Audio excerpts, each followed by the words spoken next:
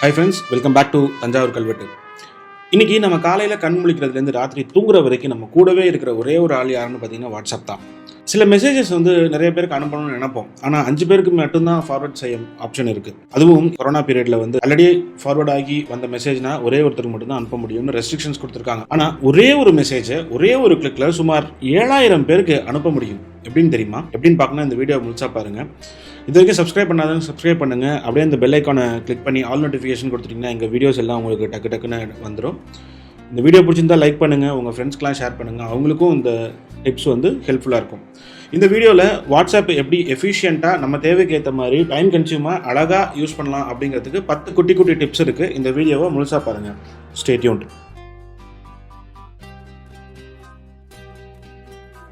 தினம் நமக்கு ஆயிரம் மெசேஜஸ் வருது. அதில் சில மெசேஜஸ் நமக்கு ஃப்யூச்சர் ரெஃபரன்ஸ்க்காக வேணும்னு நினைப்போம்.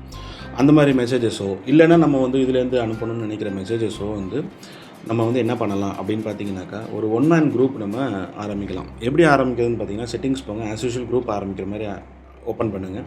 யாராவது உங்களோட க்ளோஸ் ஃப்ரெண்டோ, உங்கள் ரிலேட்டிவோ, அம்மாவோ, யாரையோ, ஒய்ஃபையோ யாரையோ ஆட் பண்ணிக்கோங்க. ஆட் பண்ணிவிட்டு இமீடியட்டாக உள்ளே போயிட்டு அவங்கள ரிமூவ் பண்ணிவிடுங்க. ரிமூவ் பண்ணிட்டீங்கன்னா இப்போ நீங்கள் மட்டும்தான் அந்த குரூப்பில் இருப்பீங்க. என்ஜாய். நீங்கள் எதுனாலும் அனுப்பிச்சிக்கலாம். என்ஜாய் பண்ணுங்கள். நம்ம ஒரு வாய்ஸ் மெசேஜாக இருக்கும் அனுப்பணும்னாக்கா, அது அந்த மைக் ஐக்கானை பிடிச்சிக்கிட்டே அனுப்பிட்டு இருந்தோம் கொஞ்ச நாளாக. இனிமேல் அந்த மாதிரி தேவையில்லை. ஒரு லாங்கர் மெசேஜ் அனுப்பும்போது அந்த மைக்கை ஒரு ப்ரெஸ் பண்ணி மேலே தூக்கி விட்டிங்கனாக்கா it will automatically stand there.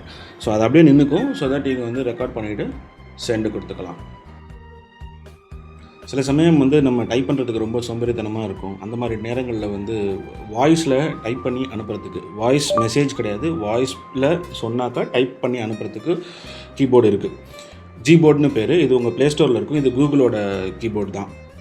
So அந்த GBoardல் போயிட்டு GBoard நீங்கள் உங்கள் ஸ்க்ரீனில் ரைட் பாட்டமில் பார்த்தீங்கன்னாக்கா ஒரு கீபோர்டு ஐக்கான் இருக்கும். அந்த ஐக்கானை கிளிக் பண்ணி என்ன கீபோர்டு வேணும்னு சூஸ் பண்ணிக்கோங்க. GBoard கீபோர்டை சூஸ் பண்ணிவிட்டு நீங்கள் வாய்ஸில் சொன்னீங்கனாலே அது டைப் பண்ண ஆரம்பிக்கும்.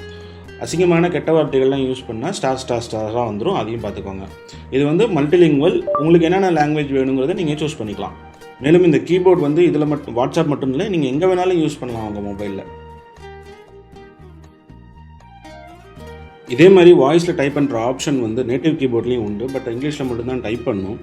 அதே மாதிரி உங்கள் ஸ்க்ரீனில் இருக்கிற ரைட் பாட்டமில் இருக்கிற கீபோர்டு ஐக்கான் கிளிக் பண்ணி என்ன கீபோர்டு வேணுங்கிறத சூஸ் பண்ணிக்கோங்க. சூஸ் பண்ணிவிட்டு அதே மாதிரி நீங்கள் வாய்ஸ் டைப்பிங் கொடுக்கலாம். பட் என்னோடய மொபைலில் என்னோடய வாய்ஸ் ரெக்கக்னைஸ் ஆக மாட்டேங்குதா, இல்லை என்னோடய ஸ்லாங் சரியில்லையா, என்னோடய இங்கிலீஷ் இட்ஸ் நாட் ப்ராப்பராக என்னன்னு எனக்கு தெரியல. என்னோடய வாய்ஸ்க்கு அதுக்கு கரெக்டாக கொடுக்க மாட்டேங்குது அவுட்புட்டு. ஸோ நான் ப்ரிஃபர் பண்ணுறது GBoard தான். GBoard ரொம்ப நல்லாவே இருக்கும். மல்டிலிங்குவல். யூஸ் பண்ணி பாருங்கள். சிம்பிள் டெக்ஸ்ட் ஃபார்மேட்டிங் கூட நம்ம வாட்ஸ்அப்பில் பண்ணலாம். போல்டு, இட்டாலிக்ஸ், ஸ்ட்ரைக்த்ரூ பண்ணலாம். போல்டு எப்படி பண்ணுறதுனாக்கா, ஒரு வார்த்தைக்கு முன்னாடியும் பின்னாடியும் ஸ்டார் போடணும். இட்டாலிக்ஸ் எப்படி பண்ணுறதுனாக்கா, ஒரு வார்த்தைக்கு முன்னாடியும் பின்னாடியும் அண்டர்ஸ்கோர் போடுங்க. அண்ட் ஸ்ட்ரைக்த்ரூக்கு ஒரு வார்த்தைக்கு முன்னாடியும் பின்னாடியும் அந்த டைல்டு சிம்பிள் யூஸ் பண்ணுங்கள். நமக்கு நிறைய மெசேஜஸ் ஃபேன்சி டெக்ஸ்ட்டோட வரும். அது எப்படி பண்ணுறதுன்னு பார்ப்போம். இதுக்கு நம்ம எந்த ஒரு அப்ளிகேஷனோ நம்ம எதுவுமே டவுன்லோட் பண்ண தேவை கிடையாது. சிம்பிளாக கூகுள் க்ரோம் யூஸ் பண்ணுங்கள். ப்ரௌசரில் போயிட்டு lingojam.com/fonts for Instagram அப்படின்னு டைப் பண்ணுங்கள். அந்த பேஜ் ஓப்பன் ஆகும். அதில் நீங்கள் மேலே டைப் பண்ணிங்கன்னா கீழே ஆப்ஷன்ஸ் கொடுக்கும், என்னென்ன ஃபேன்சி டெக்ஸ்ட்லாம் அவைலபிள்ட்டு. சிம்பிளாக அதை காப்பி பண்ணிக்கோங்க. இங்கே ஃபேஸ்புக்கில், வாட்ஸ்அப்பில் பேஸ்ட் பண்ணிக்கோங்க. சிம்பிள். என்ஜாய் பண்ணுங்கள். கூல். நம்ம எல்லோரும் ஃபேஸ் பண்ணுற பிரச்சனை வாட்ஸ்அப்பில் வர வீடியோஸ் அண்ட் ஃபோட்டோஸ் டவுன்லோட் ஆகிடுது. மொபைலில் ஸ்டோரேஜ் இல்லை, மொபைல் ஸ்பேஸை ரொம்ப ஆக்கிரமிக்குதுன்னு. அது ரொம்ப ஈஸியாக டிசேபிள் பண்ணிடலாம்.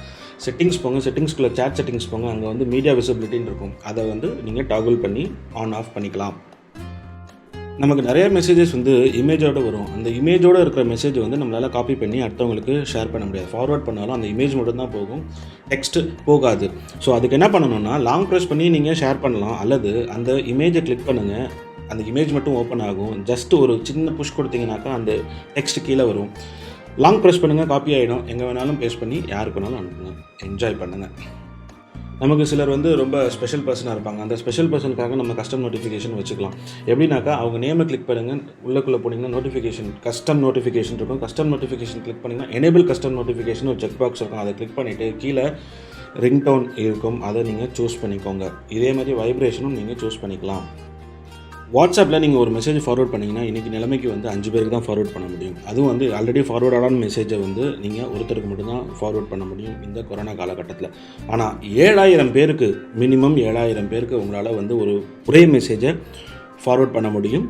இன்னும் சிங்கிள் கிளிக், அதுதான் ரொம்ப முக்கியம். நீங்கள் வந்து ஒரே ஒரு தடவை அனுப்புறது வந்து 7000 பேருக்கு அனுப்ப முடியும். அது எப்படி அப்படின்னு தெரிஞ்சுக்கணும்னா கமெண்ட் பண்ணுங்கள், சொல்லிட்டு தரேன்.